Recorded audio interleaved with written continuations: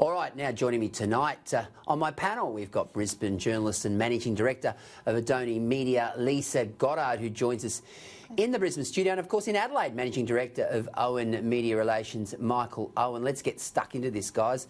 This is arguably the biggest story of our generation. So if we head first of all to the age, I mean, we can talk about a whole range of things, and we might get to Andrew Clennell's package on this very shortly. But I just want to kick off, guys, with the enormity of what is happening here. If we head to the front of the Age newspaper, I think the Age in many respects encapsulates where we're at right now with its headline, Wartime Push to Produce Key Goods. That's the headline.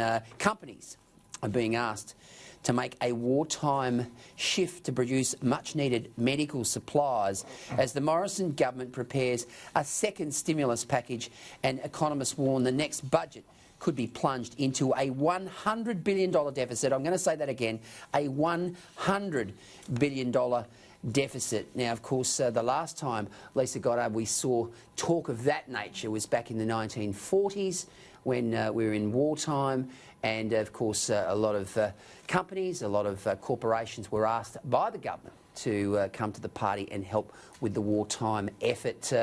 Whenever you see wartime push to produce key goods in a headline, you understand the gravity of what's going on. You absolutely do. And of course that war language and the fact that we are in a war and fighting a war certainly came out of France today as well. So it's the response we're seeing around the world, but at home here in Australia, you mentioned about, we're seeing this in our generation.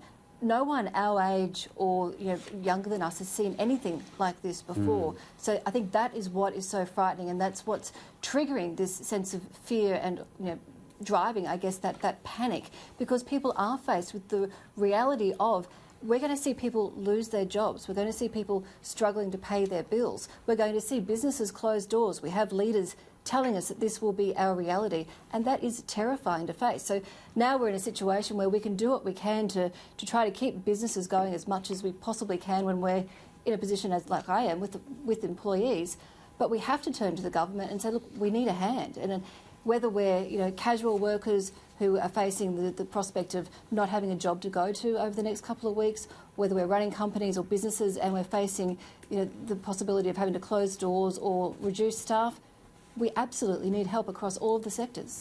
Michael, the second part here says, with overseas supply chains unable to keep pace with demand, a federal government source says there has been a call to arms to industry for such items as surgical gowns, gloves, goggles and hand sanitizer. And of course, the big problem is also these ventilators, which of course we know now the Italians are running short on, and of course their death toll has taken off exponentially since they've been unable to provide the proper ventilation for their countrymen. Yeah, it does show the importance of being a country that makes stuff, doesn't it? And I think we've gone down this road of globalisation to such an extent that a lot of that manufacturing has been lost, the skills have been lost, and that's why it's so important to be able to make stuff, especially when you're in a time such as this. Look, I think also the fact is that a lot of those other countries are worse off than us at the moment. Australia is still, yet to feel the full effect of this virus. So there are good indications of what can come if we don't act quickly. If you look to Italy and those other countries, so the US as well is starting to worsen now. So I think it's important that we get all the skilled people we can, if they, and make this a national effort to do what we can to help the most vulnerable in the community.